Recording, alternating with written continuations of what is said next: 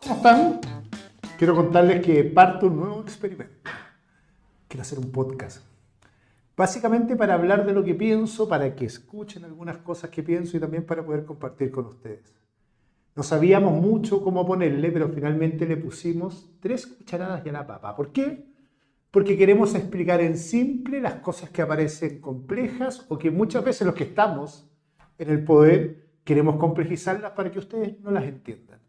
Así que es una invitación abierta a conversar, a escuchar, a plantear ideas que tienen que ver con aquellas cosas que a nosotros nos enredan y que muchas veces no podemos entender. Hoy vamos a hablar de algo bien en particular, que tiene que ver con un debate que se ha instalado estos días respecto a si la edad es un impedimento para hacer las cosas bien cuando tú gobiernas, que ha sido una excusa casi generalizada para tratar, no sé si de justificar o tratar de comprender por qué el gobierno lo está haciendo mal, diciendo, mira, son jóvenes, les faltaba experiencia, no estaban preparados y un largo etcétera. Yo les quiero contar algunos episodios de la historia y van a ver cómo aquí en este podcast juntamos las cosas que a mí me apasionan, un poco de historia, un poco de economía, un poco de derecho, un poco de sentido común.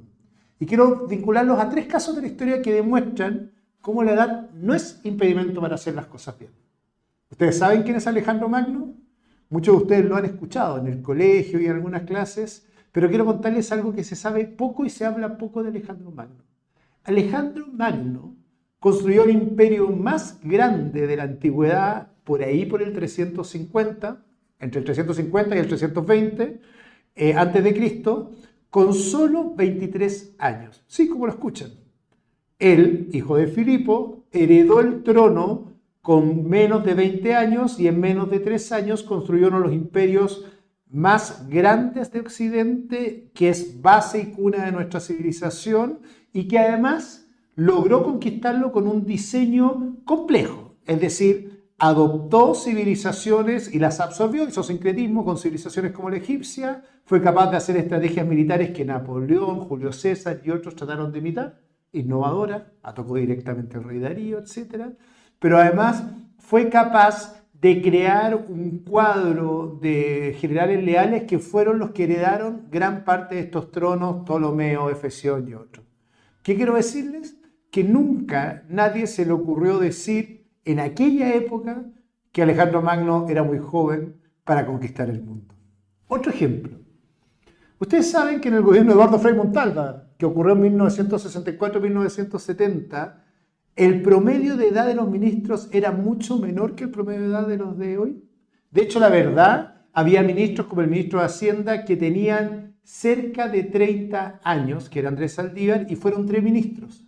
Y aún así hicieron un gobierno que no solo ha recordado la historia, sino que probablemente a muchos de nuestros padres lo recuerdan como un gran gobierno que fue el de Frei Montalva. Última experiencia. Les voy a contar de Patricio Aylwin. Todos sabemos cómo Patricio Aylwin fue el primer presidente después de la transición, fue un gran presidente querido, una especie de padre de todos los chilenos, pero poco se habla que gran parte de sus ministros tenían en promedio 30 años de edad, al menos aquellos que hicieron historia. René Cortázar tenía menos de 40 años, Alejandro Foxley bordeaba los 40 años. En general, los ministros más relevantes de ese gobierno eran bastante jóvenes para lo que se entendía que era la política de esa época. Y lo mismo pasó con Eduardo Frei Ruiz-Tagle y con Ricardo Lagos. Dentro de sus ministerios se llenaron de jóvenes. Entonces, Gabriel Boric podrá usar como excusa que su juventud lo ha hecho hacer un mal gobierno, o Giorgio Jackson podría decir que cometió un error grave simplemente por inexperiencia, y la verdad es que me parece no solo una mala excusa, sino una excusa de viejos. Porque la verdad es que el problema que tiene la generación que hoy día nos gobierna es que no ha tenido experiencias vitales. Y me acuerdo tanto cuando en un matinal en la campaña dije esto y saltaron todos los fanáticos de los arbolitos a sacarme la mugre diciendo, ¿saben qué? Sebastián Sichel dijo que no estábamos capacitados para gobernar o que Boric no tenía la experiencia suficiente para ser presidente y una falta de respeto, hoy día ratifico que era verdad. El problema del presidente Boric y su séquito es que simplemente le faltó vivir de verdad. Si todos son pocos hijos de la élite, estudiaron en colegios de élite y ninguno de ellos tuvo una experiencia cierta de trabajar o estudiar en el mundo real que los preparara para gobernar. Eran buenos dirigentes universitarios y dirigentes políticos, pero pocos sabían de pagar el IVA, de emitir una factura, de pedir pega, de armar un currículum vitae, de hacer una fila, de tener que hacer las compras a fin de mes, de entender lo que es un presupuesto para administrar. Saltaron del patio de la universidad al patio de la moneda con altos ingresos y poca experiencia. Y como en ese tiempo algunos me decían que eso daba lo mismo, la verdad me ha ratificado que no es así. Pucha, que sirve en la vida haber vivido una cola, o haber tenido que pagar una cuenta, o haber tenido que pedir pega, o haber quedado cesante para cuando tú estás en el poder tomar decisiones que respondan a aquellas experiencias vitales que tuviste. O más bien, si no las viviste, al menos que te hayas obligado a vivirlas junto a otros. El verdadero error de este gobierno es usar como excusa su juventud. Aquí no hay juventud que valga. El problema es que no solo no estaban capacitados para gobernar porque técnicamente no se habían preparado, sino que también tenían un problema de fondo que conocían muy poco el país que tenían que administrar.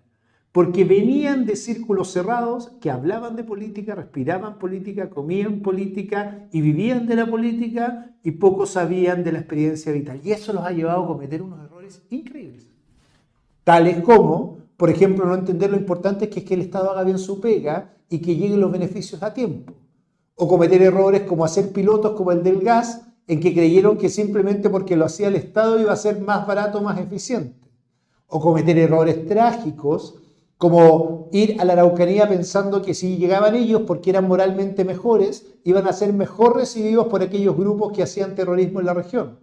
O, por ejemplo, inexperiencias como un presidente que dice una cosa y al otro día hace otra cosa, como decir que va a proteger la seguridad e indultar a delincuentes firmando un decreto sin haber revisado lo básico para saber si esas personas tenían las condiciones para recibir un indulto. La reflexión es harto más profunda. En el mundo ha estado lleno de dirigentes jóvenes que llegan al poder. Miren a Emmanuel Macron en Francia y van a entender lo que digo. Tenía pocos años más que el presidente Boric cuando llegó al gobierno de Francia. Y nadie se le ocurriría decir que era demasiado joven para gobernar o que ha sido un mal presidente o buen presidente por ser joven.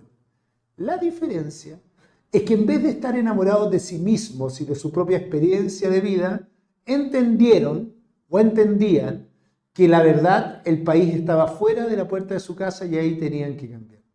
¿Qué nos pasa finalmente cuando tú eres inexperto? Cometes el error que cometemos nosotros, todos los seres humanos cuando somos fanáticos, que cuando no sabemos de algo, nos enfrentamos a la realidad negando al otro. Es que el otro es más feo, es que el otro es más tonto, es que mi vecino es más malo, es que mi vecino no es correcto, porque no tenemos una aproximación de las experiencias que nos permita decir, por ejemplo, que las personas tienen un lado bueno, que la gente que no piensa como nosotros no es porque sea más malo o moralmente inferior a mí, sino porque tiene una óptica distinta y nos permite escuchar más que hablar tanto. ¿Cuál es el desafío de esta conversación? Y espero que tengamos muchas más, es ir entendiendo que muchas veces lo que hace la élite o la clase política que dirige el país es buscar malas excusas para explicar sus malas decisiones en vez de tratar de entender por qué pasan las cosas. Y yo tengo claro por qué el gobierno del presidente Boric ha sido un mal gobierno hasta ahora. Simplemente porque no se ha puesto en la exigencia ni ética ni técnica de hacerlo mejor. Y eso significa entender que el que está al otro lado de la mesa es el que necesita el Estado y el que está al otro lado de la mesa y piensa distinto que yo, muchas veces puede tener razón. Si hay algo que terminar diciendo es que todos aquellos que fueron exitosos cuando tenían entre 30 y 40 años siguiendo esta huella, Alejandro Magno, Emmanuel Macron, el gobierno del presidente Elwin, los gobiernos de la Concertación, es que partían de un punto vital. Sabían que no siempre tenían la razón ni sabían tanto como para tomar decisiones solos. Y entendían que la experiencia era la principal consejera y la evidencia técnica la principal guía para tomar buenas decisiones. ¿Queda algo de este gobierno? ¿Tiene cómo salvarse después de 2 años? Esperaría que sí. pero se han celebrado tanto a sí mismos diciendo que estamos mejor que antes, que la economía sigue creciendo, cuando el sentido común suyo y mío nos dice que no estamos bien, que me parece que siguen teniendo una actitud que no tiene que ver con la edad, sino con la capacidad de entender el país en que viven, que los va a hacer chocar permanentemente con la realidad. Entonces, no es que sean demasiado jóvenes, es que probablemente nunca, no importa los años que tengan, van a estar preparados para gobernar porque les falta humildad. Este fue el primer episodio de nuestro podcast, lo pueden seguir en todas las redes sociales, va a salir un episodio semanal, véanlo en YouTube, véanlo en Instagram, véanlo en Spotify, escúchenlo en todos estos lados además, y vamos a conversar de aquellas cosas que muchas veces no podemos conversar. 3 cucharadas y a la papa.